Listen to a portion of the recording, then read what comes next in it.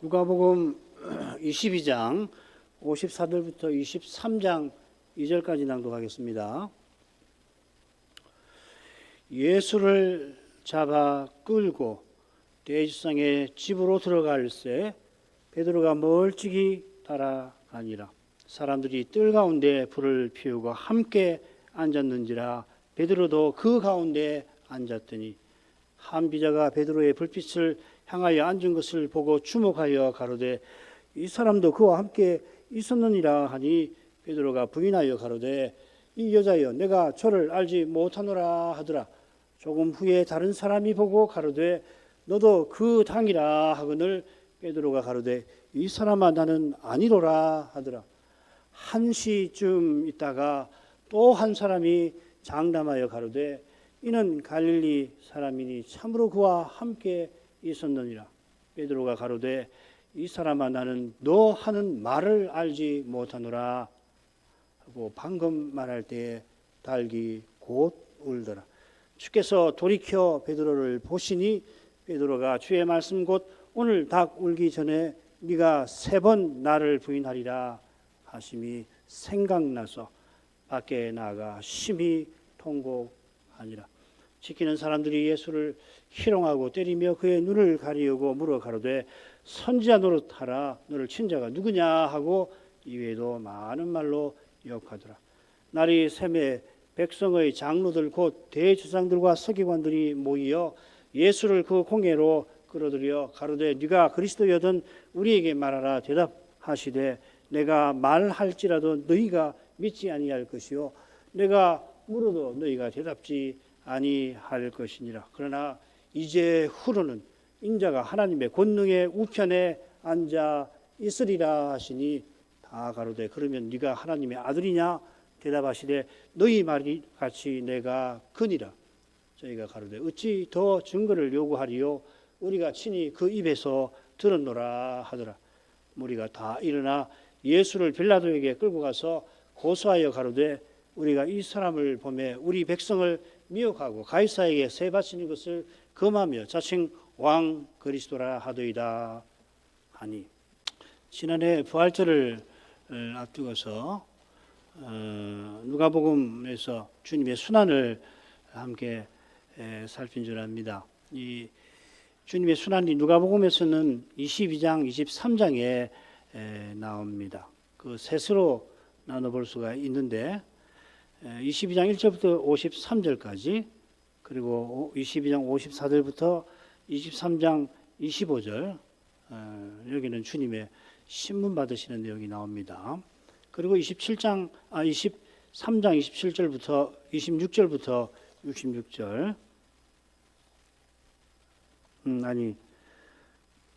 23장 26절부터 56절입니다. 마태복음 장수가 적혀있네요. 셋으로 나눌 수 있습니다.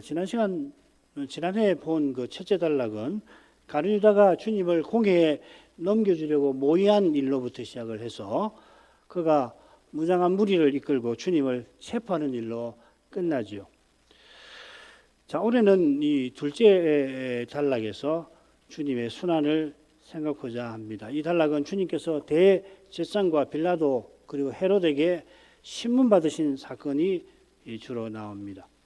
헤롯에게 신문 받으신 일은 누가 선생만 기록을 합니다. 참고로 요한 사도는 대제사장 가야바에게 신문 받으시기 전에 그의 장인 안나스 대제사장에게 신문 받으신 내용을 요한은 독특하게 기록을 하고 있죠. 누가복음이 기록하는 주님의 신문 받으신 이 대목은 크게 둘로 나눌 수 있을 것 같아요. 대제사장의 신문, 이건 오늘 읽은 대목 가지고요. 그 다음에 빌라도와 헤롯의 신문이 23장 3절부터 25절까지 나옵니다. 자, 그러면 오늘 읽은 부분으로 가죠. 편의상 대제사장의 신문이라 이해하기 좀 암기하기 좋으니까 신문이라 제목을 붙였는데 이 단락은 무장한 무리가 주님을 대제사장에게 끌고 가는 대목, 그 끌고 간다는 말이 오늘 읽은 22장 4절에 나오고요. 그 다음에 대지상이 이 주님을 빌라도에게 끌고 가는 대목까지 나옵니다. 23장 1절에 보면 끌고 간다는 말이 나옵니다. 그리고 그 둘 사이에 중요한 사건으로는 주님께서 가야바에게 신문 받으시는 일이 나오는데 먼저 베드로의 부인이 나옵니다. 그리고 독특하게 그 가운데 주님을 조롱하는 하속들이 주님을 조롱하는 내용이 그 가운데 나옵니다. 이어 나오는 도표는 그것을 정리한 겁니다. 자, 그러면은 처음 부분으로 가죠.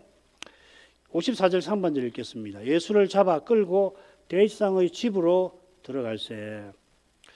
누가 예수님을 끌고 갔나? 잡아 끌고 갔나? 앞을 봐야 됩니다. 52절에 그들의 정체가 나와요.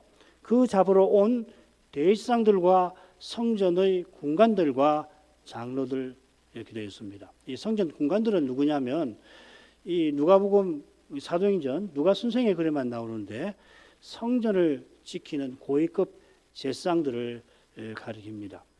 그러니까 뭐 대제사장, 이 고위급 제사장 장로들이 직접 이 겟세마네에 온 건 아니지요. 그건 뭐 우리가 다 알고 있는 겁니다.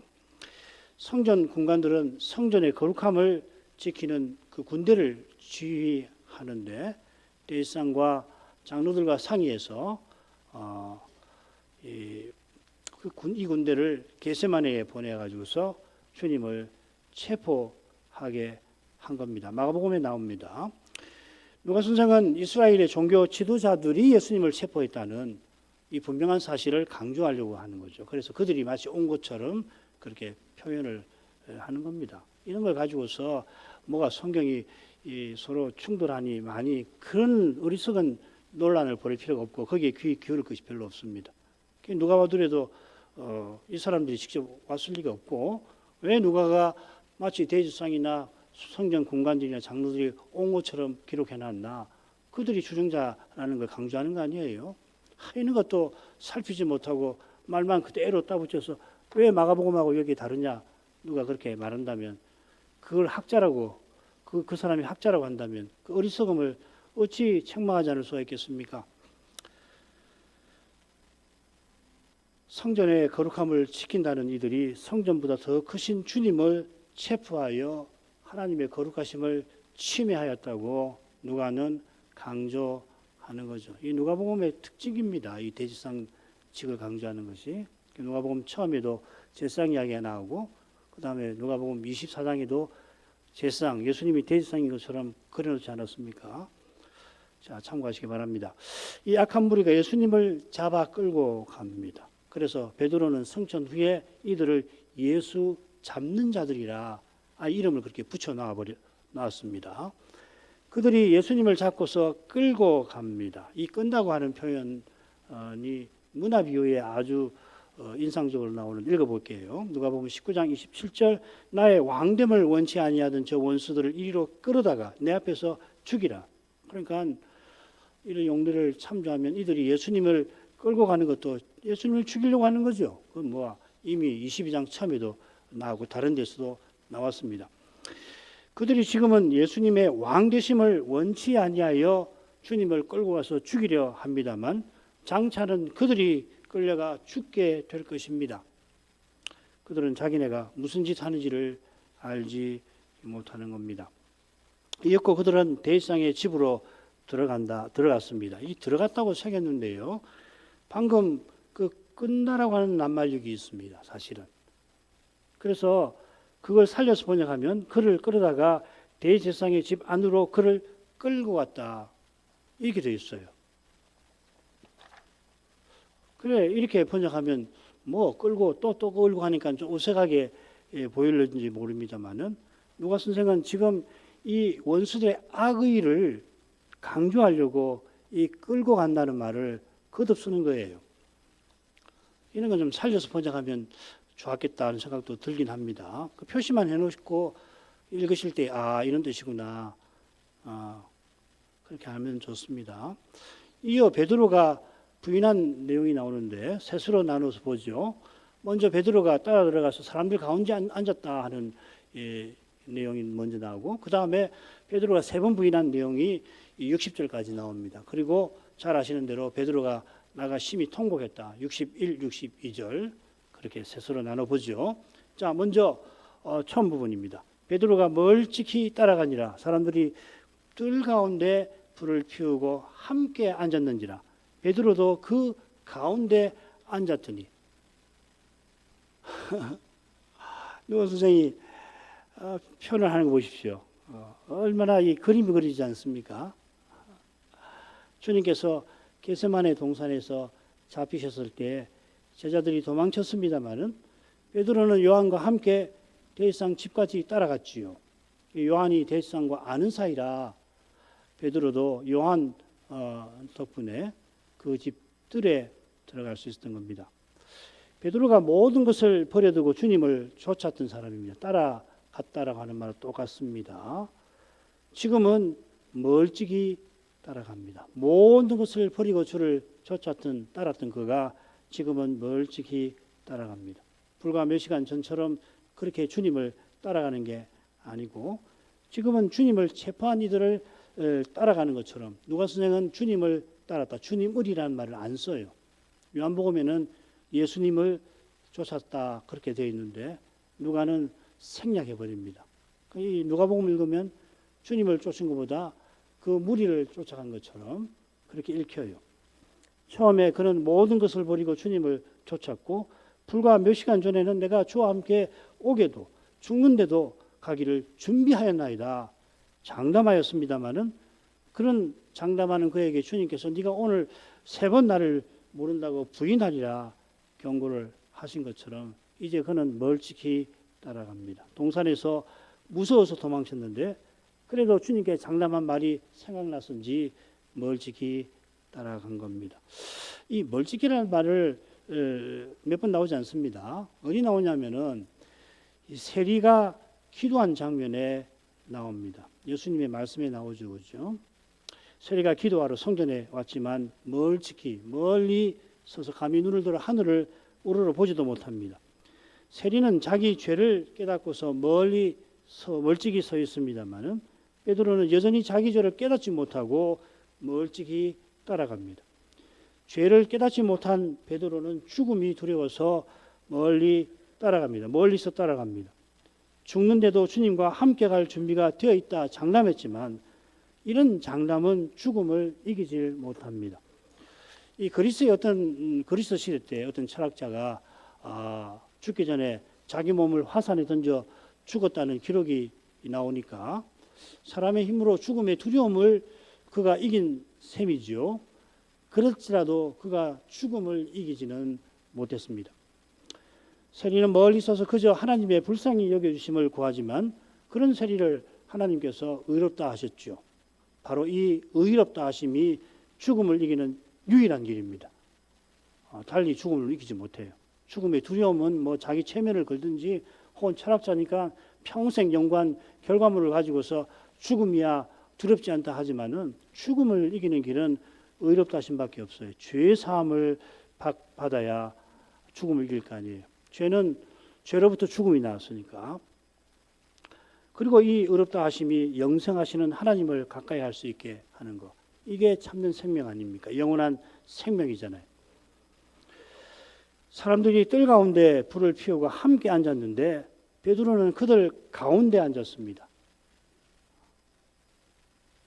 이 전경은 누가 선생만 기록해 놨습니다.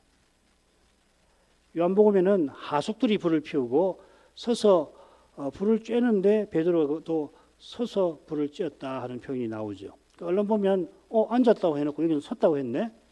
모순되는 것처럼 보이지만 그렇지 않습니다.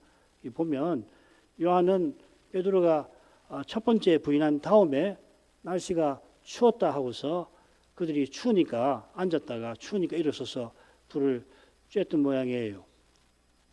뭐 이런 것도 중요합니다. 사실관계를 확인해가지고 성경은 놀라운 책이거든요.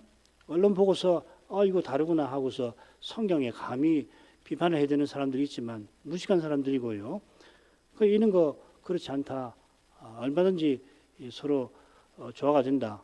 이것도 중요합니다만은 특별히 누가 선생은 두려워하는 베드로가 자기를 숨기려고 사람들 틈에 있었고 그들과 한패인 채 하려 했던 것을 지적하는 거죠. 이런 것을 읽어내는 것이 중요하잖아요. 인간의 장담과 의리가 거룩한 일에서는 얼마나 초라하고 무력한지 숨기지 못하는 것입니다. 기껏해가지고서 자기 정체를 숨기고 한패인 것처럼 그렇게 숨기려고 하니까 바로 다음에 이제 들통이 나는 거죠. 그 다음 가겠습니다. 한 비자가 베드로의 불빛을 향하여 앉은 것을 보고 주목하여 가로되 이 사람도 그와 함께 있었느니라 하니 베드로가 부인하여 가로되 이 여자여 내가 저를 알지 못하노라 하더라. 조금 후에 다른 사람이 보고 가로되 너도 그 당이라 하거늘 베드로가 가로되 이 사람은 나는 아니로라 하더라. 한 시쯤 있다가 또 한 사람이 장담하여 가로되 이는 갈릴리 사람이니 참으로 그와 함께 있었느니라. 베드로가 가로되 이 사람은 나는 너 하는 말을 알지 못하노라. 방금 말할 때 곧 닭이 울더라. 이 비자가 나오는데요. 여종이란 말이죠. 비자는 우리말로 비자는 여종인데 원문은 여종 중에 젊은 여종입니다. 사도행전 누가 쓴 사도행전에 보면 이 로데라고 하는 이 여종이 나오죠. 거긴 계집 아이라고 번역이 됐는데 젊은 여종입니다. 여성인데다가 그 다음에 어린 나이고 또 종이니까 그러니까 그 당시에 얼마나 이 무시당하기 쉬운 사람인지 모릅니다. 여종은 이 시민의 어린아이보다도 더 무시당하겠죠. 그죠? 한 비자라고 했는데 이 돼지상 집이니까 일하는 비자가 한둘이겠습니까? 그 중에 이름 없는 한 비자, 힘없는 있으나 마나한 돼지상이 볼 때는 그런 사람이라고 지금 누가는 소개합니다. 이는 연약한 무시당하는 이 세상에서 그 사람의 말에 베드로가 다급하고 초라합니다. 이 비자가 베드로의 불빛을 향하여 앉은 것을 보고 주목합니다. 꽤 불을 피워놓고 그 가운데 몰래 앉아서 자기도 한패인 것처럼 했지만은 이 여종이 보고서 불빛을 향하여 있는 것을 보고서 주목합니다. 캄캄한 밤중인데 불을 쬐고 있으니 그 얼굴이 비자의 눈에 띈 겁니다. 비자가 이 베드로를 주목합니다. 주목한 이유는 그 비자가 한 말에 잘 드러납니다. 비자는 예수님을 그라고 부르죠. 이 사람이 예수와 함께 있었다 하는 게 아니라 그와 함께 있었다. 지금 돼지상 집은 방금 끌려온 이 예수라고 하는 분의 관심이 집중되어 있는 겁니다. 그 하면은 누구를 가리키는지 다 아는 거예요. 그죠? 뭐 예수라고 이름 붙일 필요도 없는 겁니다. 곧 공회가 밤새도록 열릴 참이니까 종들도 이미 긴장하고 있습니다. 할 일이 많아진 거죠. 평소와 다르죠. 예수님 때문에 힘든 하루를 보냈을 텐데 체포단이 꾸려지고 뭐 여러 가지 지시가 내려왔겠죠. 아직도 이 비자는 잠자리에 들 수가 없습니다. 한참 잠잘 나이 아니에요. 온통 신경이 예수님께 쏠려 있습니다. 불빛에 드러난 베드로의 얼굴을 보자 그가 예수님과 함께 있던 인물임을 금세 알아챕니다. 자기도 모르는 사이 이 사람도 그와 함께 있었느니라 사람들에게 말합니다. 요주 인물이 여기 있다 하는 거죠. 젊은 여종이 소리치자 베드로가 부인하였습니다. 베드로가 부인한 건 자기가 주님과 함께 있었다는 걸 부인했다는 말인데 부인하고 사는 말을 보면 나는 저를 알지 못한다 하는 겁니다. 결국 베드로가 주님의 예고대로 주님을 부인한 거죠. 이 부인했다는 말은 사실을 부인한 건데 결국은 주님을 부인한 겁니다. 주님을 부인하는 건 물론 주님을 시인하는 것과 정반대되는 겁니다. 주님을 부인하는 자는 장차 주님께서 하나님의 사자들 앞에서 저를 부인할 거다 하셨습니다. 장차 이 사람은 우리는 주 앞에서 먹고 마셨으며 주는 또한 우리 길거리에서 가르쳤나이다. 우리가 주님과 함께 식사도 하고 주님은 우리 길거리에서 우리를 가르쳐 주신 분이라 그 친한 관계를 가까움을 주장합니다마는 주님께서 나는 너희가 어디로서 왔는지 알지 못하노라. 뭐 행악하는 모든 자들아 나를 떠나가라 하실 겁니다. 주께서 모른다 부인하시면 그는 그 말씀에 의해서 주를 떠나서 바깥에 쫓겨나 거기서 슬피 울며 일갈미 있을 것입니다. 영원히 멸망하는 거죠. 그렇죠? 지금 베드로가 이런 두려운 상태에 있는 겁니다. 주님께서 베드로의 믿음이 떨어지지 않도록 간구하시지 않았다면 베드로는 유다보다 결코 낫지 못했을 것입니다. 베드로가 그러하다면 우리 모두는 말할 것이 없죠. 누구든지 스스로는 구원에 이르지 못합니다. 누구든지 스스로는 구원에 절대 이르지 못합니다. 다 아시죠? 우리 어린 학생들도 다 하는 말입니다. 무슨 말입니까? 구원에 조금도 기여 못한다는 이야기예요. 아니, 오히려 정반대입니다. 우리 스스로는 멸망을 자초할 뿐이에요. 우리가 은혜로 행한 선행마저도 구원에 기여하지 않습니다. 이걸 착각하면 안 돼요.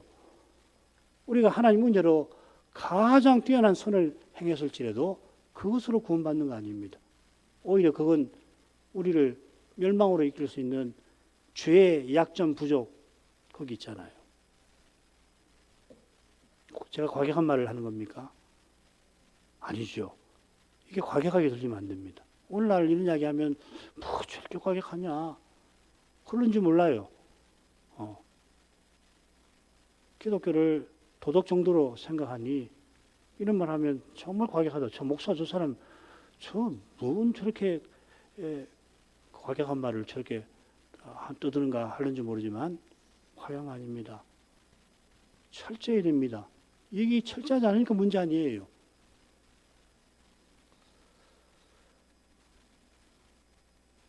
오직 은혜로 구원받습니다.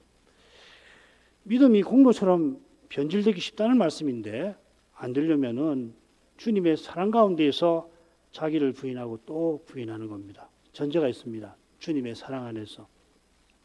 주님의 사랑 안에서 안 하면은 불교에서 이 자기를 부인하는 것하고 차이가 없어질 수도 있습니다. 베드로가 자기를 부인하지 않으니까 주님을 부인한 거죠.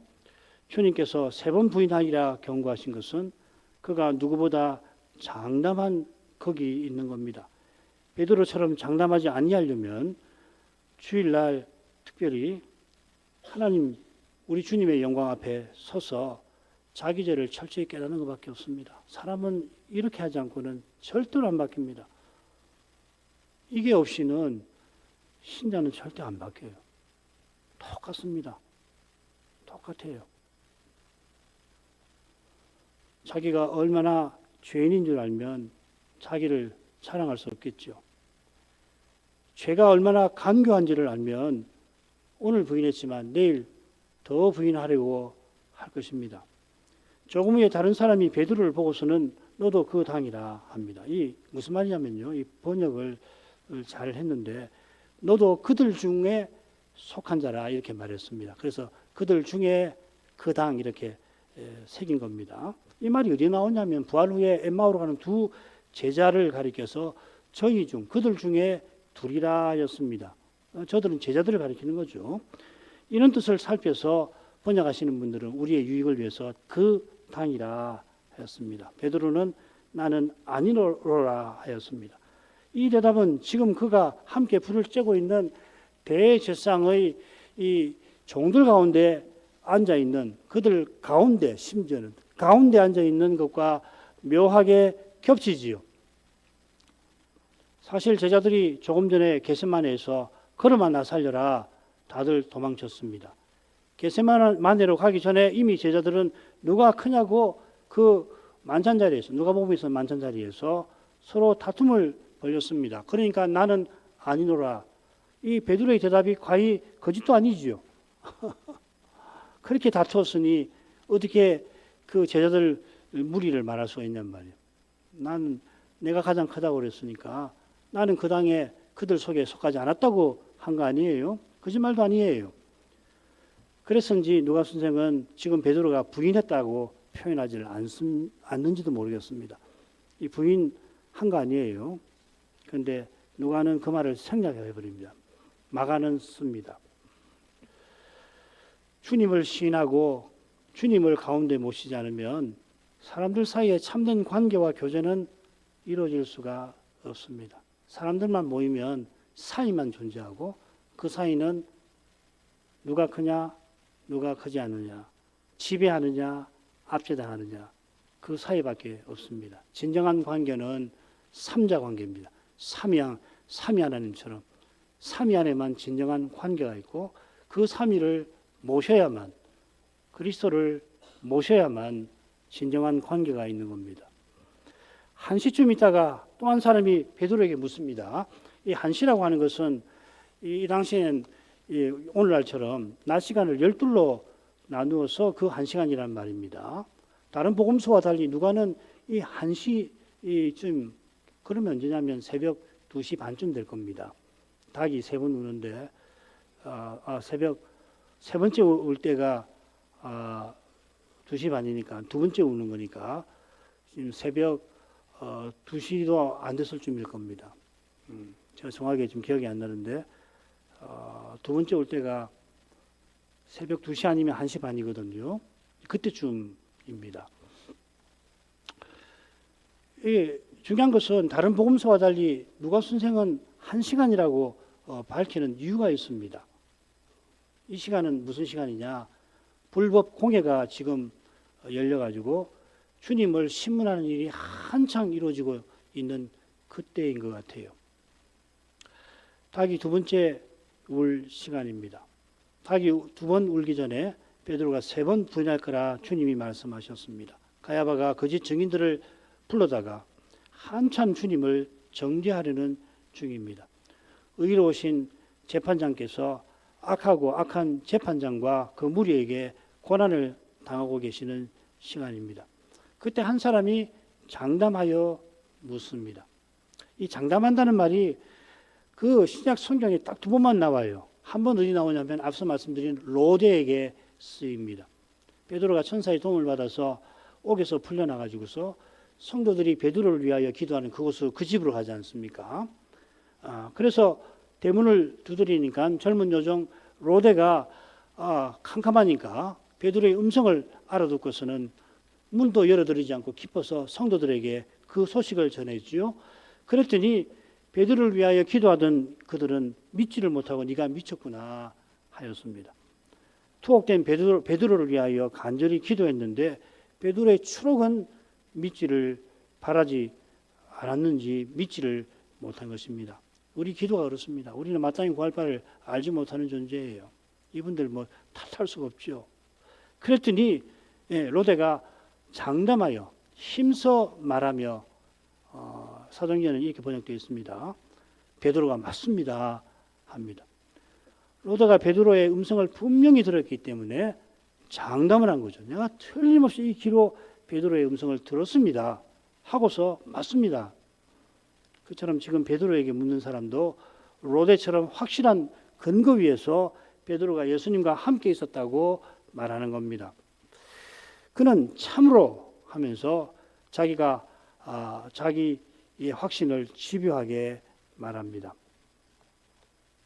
집요하다는 표현은 없지만 동사를 보면 끈덕지게 말하는 태도를 엿볼 수 있거든요. 그가 확신한 근거 중에는 베드로가 갈릴리 사람인 사실도 있습니다. 베드로가 말하는 그 말투를 보고서 갈릴리 사람인 줄 안 겁니다. 갈릴리 사람이라고 하는 그 이유 때문에 베드로가 예수님과 함께 있었다 단정하는 건 아니에요. 번역을 하면 이렇게 됩니다. 참으로 이 사람도 그와 함께 있었고, 왜냐하면 그가 갈릴리 사람이기도 하기 때문이라. 자기는 확신하는데 그 이유 중 하나가 뭐냐면 이 갈릴리 사람이라서 그렇다. 그것도 있다 이렇게 이야기하는 겁니다. 그러니까 갈릴리 사람이라는 그거 하나만 가지고서 확신한 건 아니라는 걸 알 수가 있습니다. 지금 이 말하는 사람은 하속입니다. 함께 부를 때는 이 하속이 누구냐면 필시 겟세마네에서 예수님을 체포하던 그 사람일 거예요. 요한복음을 보면 짐작할 수 있습니다. 이 사람은 요즘과 다른 사람의 말을 듣고는 베드로를 찬찬히 살펴보고는 베드로가 겟세마네에서 예수님과 함께 있었던 것을 기억해낸 것 같습니다. 게다가 그의 말투가 확신을 더해 주었던 것입니다. 베드로가 이번에도 부인합니다. 좀 재미있는 통계를 한번 들어보십시오. 누가복음에 베드로가 11번 나와요. 마태복음은 좀 더 나오고요. 마가복음도 좀 더 나옵니다. 요한복음은 훨씬 더 나오는데 19번 나옵니다. 그런데 주님을 부인하는 이 장면에 6번 나옵니다. 그리고 베드로라고 하는 이름이 또 어디 나오냐면은 예수님이 네가 나를 부인하리라 할 때 또 한 번 나옵니다. 모두 7번이죠. 나머지 12번은 보면 베드로의 밝은 면이 그려져 있어요. 베드로가 주님을 쫓은 거, 그 다음 베드로가 주님의 제자라고 하는 거, 예수님이 베드로와 요한과 야고보를 데리고 야이로의 딸을 살리러 가셨다는 거, 뭐 이런 데 나오는 거죠. 베드로의 밝은 면에 나오는데요. 그런데 여기만 6번 베드로가 나옵니다. 이게 무슨 말이냐면 베드로의 이 부인이라는 게 십자가 사건에서 얼마나 중요한 것인지를 방증하는 겁니다. 나오죠. 다 사복음서에 다 나오죠. 내복음서에 다 나오는 그런 사실이나 사건이 많지 않습니다. 매우 드뭅니다. 부인하는 베드로를 통해서 주님의 십자가가 우리 인생에게 얼마나 절실한지, 절대적으로 절실함을 보여주는 겁니다. 베드로가 가이사라 빌립보에서 바른 신앙을 고백한 다음에 주님의 십자가에 대해서 이야기 듣고는 가로막아 섰던 것처럼 인생 스스로는 절대 십자가를 깨닫지 못하는 거예요. 이미 깨달았던 것도 은혜로 깨닫는 거고 앞으로도 계속 십자가를 깨달으려면 은혜로만 된다는 걸 기억하셔야 합니다. 내가 십자가에 대해서 아는 것이 무엇인지 스스로 한번 열거해 보십시오. 돌아가셔서. 십자가에 대해서 내가 얼마나 알고 있나? 얼마나 생각하고 있나? 사실 우리에게 주어진 24시간 중에 뭐 밥 먹는 거, 자는 시간, 쉬는 시간 다 빼고 그 남은 시간 동안 우리는 뭘 합니까? 예, 소명을 이루기 위해서 열심히 일해야죠. 잘하는 겁니다. 그런데 주님의 십자가신 주님에 대해서는 우리가 얼마나 생각을 하는 겁니까? 제가 여러분에게 감정적으로 호소하는 게 아닙니다. 주님의 십자가 결정이에요. 결정입니다. 주님의 십자가만이 그 차이를 내는 거예요. 사람 달라지게 하는 것은 십자가밖에 없는 겁니다. 그거 중요한 일이에요. 다른 일을 하지 않더라도 이 주님의 십자가에 대해서 생각하고 깨닫고 나가는 것이 마땅한 거 아닙니까? 바울이 고린도에 있을 때 내가 그리스도와 그의 십자가에 못 박힌 후에는 내가 아무것도 알지 않기로 작정하였다. 이게 당연한 겁니다. 이게 대단한 거 아닙니다. 마땅한 겁니다. 복된 것입니다. 우리가 십자가에 대해서 얼마나 깨닫고 있나? 그건 내가 내 죄를 얼마나 내 죄를 말씀드리는 것은 다른 사람 죄를 일단 놔두고 자기 죄부터 생각하자는 겁니다. 그래야 죄의 본질을 알게 되고 그래야 되지 않습니까? 그거 붙어 있는 거죠.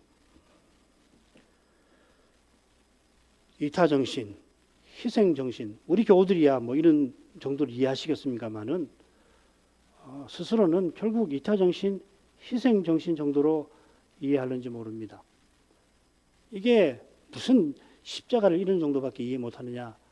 그게 여러분 속에 일어날 때에 내가 그 십자가로 죄 사함 받고 의롭다 하심을 받을 뿐만 아니라 내가 신자로서 영원한 나라까지 가는 데까지 이 그리스도의 십자가가 전적으로 영향을 주는 거 하는 거라고 아는 이것이 사실은 놀라운 일이에요. 지금 오늘날 이 세상에 예수님의 십자가를 이거 이상으로 말하는 교회가 많지가 않습니다. 퍼센트지를 내보지 않았습니다만은 진정으로 예수님의 부활의 십자가에 대해서 제대로 이해하는 교회는 얼마 안 됩니다. 이게 현실이에요. 그러니까 달리 말하면 우리 스스로는 이런 이해를 벗어나기 힘들다 하는 겁니다. 이런 정도는 죄를 씻지도 이기지도 못하는 거죠. 주님을 부인하는 베드로, 우리 이 육신을 부인해야 구원의 길이 열리는 겁니다. 이 베드로를 부인해야 되는 거 아닙니까? 우리 육신 아니에요. 주님을 부인하는 베드로를 손가락질하는 사람은 베드로보다 못하게 될 공산이 큽니다. 그 베드로에게서 우리의 육신, 나의 죄를 보아야겠지요. 베드로는 세 번째 사람에게 나는 너 하는 말을 알지 못하노라 대꾸합니다. 너 하는 말이라 한 것은 자기 말투를 들어서 자기가 갈릴리 사람이라고 고소했기 때문일 겁니다. 베드로의 마음은 어떻게든지 주님과 엮이는 데서 달아나려고 합니다. 겟세마네에서 주님을 버리고 달아났던 데에서 조금도 벗어나지 못했죠. 방금 말할 때 곧 베드로가 방금 한 말을 마치기가 무섭게 닭이 곧 울더라. 주님의 예언이 얼마나 가차없이 이루어지는지 모릅니다. 주님께서 말씀하신 그대로 이루십니다. 어김없이 이루십니다. 빈틈없이 이루십니다. 베드로가 더는 무너지지 않도록 간구하신 대로 베드로의 믿음이 떨어지지 않도록 하십니다. 베드로의 믿음이 떨어지지 않을 수 없는 지경까지 무너졌습니다마는 놀랍게도 그 믿음이 떨어지지 않도록 하신 것입니다. 주께서 하신 말씀은 이런 신비한 방식으로 사람의 예상과 경험을 아예 넘어서는 방식으로 이루어집니다. 말씀이 도무지 이루어지지 않을 것 같은 바로 그때에 주님이 친히 이루셔서 내가 하나님이니 너희는 지켜보아라 하시는 것입니다. 장차 다시 오시는 때 가장 그러하시겠구나 생각됩니다. 그처럼 도무지 더는 못 믿겠습니다. 견디지 못하겠습니다. 할 때에 우리 믿음이 놀랍게 떨어지지 않게 하실 것입니다. 참된 믿음은 도무지 믿을 수 없는, 사람의 지혜로 믿을 수 없는 것을 그러나 믿지 않을 수 없는 그런 것이 참된 믿음이에요. 누구나가 다 들으면 수긍할 만한 그걸 믿음이라고 하지 않는 것입니다. 그 다음으로 가죠. 주께서 돌이켜 베드로를 보시니 베드로가 주의 말씀 곧 오늘 닭 울기 전 네가 3번 나를 부인하리라 하심이 생각나서 밖에 나가서 심히 통곡하니라. 베드로가 부인하는 말을 마치려는 그때 어쩌면은 그 말을 더 이어가려고 더 했을 만한 그때에 닭이 울자 주께 돌이켜서 베드로를 보셨습니다. 누가 선생은 신분 당하시는 이 예수님을 주라 부르시고 이어서 주의 말씀이라 합니다.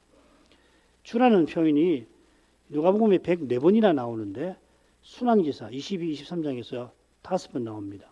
흥미롭게 베드로의 장담과 관련해서 주라고 기록합니다. 아주 의도적이죠. 달리 말하면 이 베드로의 장담이 주님께 얼마나 누추하고 미련한 것을 이 누가서장은 표시하려고 하는 겁니다. 여기만 주라는 말을 써요.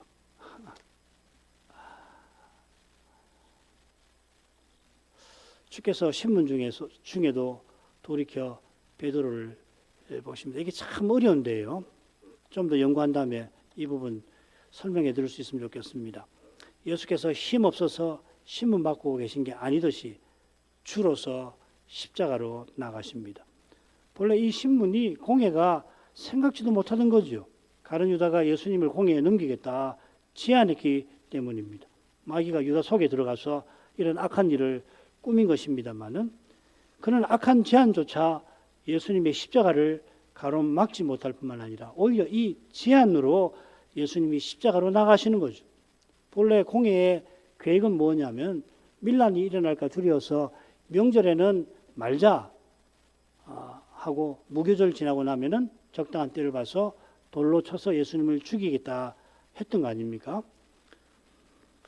명절이라 그러나 명절날 이제 죽이기로 했으니까 방법은 이방인의 손을 빌려 죽이는 거고 이방인의 손, 이 빌라도를 이용해서 죽이는데 그래서 그 십자가 형이 나온 거잖아요. 반란죄로 고소해서 반란자에게 내리는 형벌, 십자가형이 그렇게 나온 겁니다. 세상의 모든 일, 사람의 모든 계획, 심지어 지금 이 공간에 떠도는 무수한 먼지조차도 우리 하나님의 전능하신 손 아래 있습니다. 베드로가 처음에 예수님을 쫓았을 때 그 거룩하신 영광을 배웠고 그 앞에 엎드려 주님이 자기 얼마나 죄인인지를 알고 주여 나를 떠나소서 나는 죄인입니다 하였습니다. 이제도 주님께서 베드로의 형편을 다 아시고 예언을 조차 돌이켜 베드로를 보십니다. 그야말로 돌보십니다. 주님이 돌보신 덕분에 베드로가 주님의 말씀이 생각납니다. 이 생각난다는 표현이 중요합니다. 이 하나님의 계시와 관련해서 중요한데 가령 성신께서 오셔서 예수님께서 하신 모든 말씀을 사도들에게 생각나게 하실 거다 하셨죠. 비슷하게 베드로 사도가 세상을 떠나기 직전에 자기가 사도로서 평생 전한 그 말씀을 이제 여러분에게 생각나게 하려 합니다. 베드로후서 1장 12절에 그렇게 표현합니다. 요컨대 여기 생각난다 하는 표현은 말씀을 깨닫게 되었다 하는 뜻입니다. 주님께서 베드로에게 몇 시간 전에 경고하신 말씀을 생각나게 하셨다는 것은 베드로가 그 사이에 잊고 있던 그 말을 떠올렸다는 게 아닙니다. 가룟 유다가 주님을 잡으려고 동산에 왔을 때 주님께서 친구여 네가 무엇을 하려고 왔는지 행하라 하실 때에 유다가 주님이 지금 무슨 말씀하시는 거 몰라가지고 체포했던 게 아니죠. 알지요. 주님이 지금 자기에게 뭐를 말씀하는 자기는 누구보다 잘 안다고요. 몰라서 체포한 게 아니지 않습니까? 베드로가 불과 몇 시간 전에 주님의 말씀을 무시하다가 경고대로 주님을 부인합니다마는 이제 그 말씀이 생각나서 자기가 장담한 거 얼마나 잘못인지 깨닫습니다. 나가서 심히 통곡합니다. 이 통곡한다는 말이 누가복음에 모두 11번 나오는데 대부분 자주 죽음의 슬픔을 표시를 해요. 또 비슷하게는 주님께서 멸망할 예루살렘을 보고 우셨습니다. 이 주님의 눈물을 가리켜서 복이 있다 하셨죠. 주님께서 우는 자는 복이 있다 하셨습니다. 그처럼 베드로가 지금 자기 죄를 깨닫고 심히 통곡합니다마는 부활하신 주님을 배운 후로는 죽는 날까지 주님과 같은 태도로 교회를 기쁘게 섬겼습니다. 십자가로 가시는 주님께서 베드로의 믿음이 떨어지지 않게 하셨을 뿐만 아니라 사도답게 믿음의 시련이 불로 연단하여도 없어질 금보다 더 귀하다 하는 이 진리를 베드로로 하여금 확신하며 전하게 하셨습니다. 십자가 지시고 부활하신 주님이 죄인을 구원하십니다. 죄인이 주님을 드러내며 살게 하십니다. 저 영광의 목표에 끝까지 이르도록 붙드십니다. 기도하겠습니다. 거룩하신 아버지, 금년에도 예수님의 부활을 기념하기 위하여 주님이 고난받으신 특별히 십자가에서 그리하신 것을 금년에도 살펴보고자 합니다. 예수님께서 십자가를 참으신 그 뜻을 특별히 깨우쳐 주셔서 믿음의 길에 인내하게 하여 주옵소서. 예수께서 십자가를 어떻게 참으셨는지 본받게 하소서. 그리하여 저희도 자기 십자가를 지고 주님을 쫓아가게 하옵소서. 베드로가 부인한 그 사건에서 살펴배울 교훈이 실로 많습니다. 부인한 베드로를 손가락질할 사람이 우리 가운데 아무도 없음을 고합니다. 그의 부인한 데서 내 죄가 얼마나 깊은지 교묘한지 얼마나 악한지 보게 하십니다. 날마다 이 육신을 자기를 부인하지 않고서는 주님을 부인하지 않을 도리가 없지 않습니까? 게다가 주님을 부인하는 일이 도처에 벌어지고 있는 이런 시대에 저희가 자기를 부인하는 그런 태도를 더욱 취해야 마땅할 줄 압니다. 이것이 이 시대를 분별하고 이기는 출발점임을 기억합니다. 주님의 교회들을 권고해 주시옵소서. 예수님 이름으로 기도합니다. 아멘.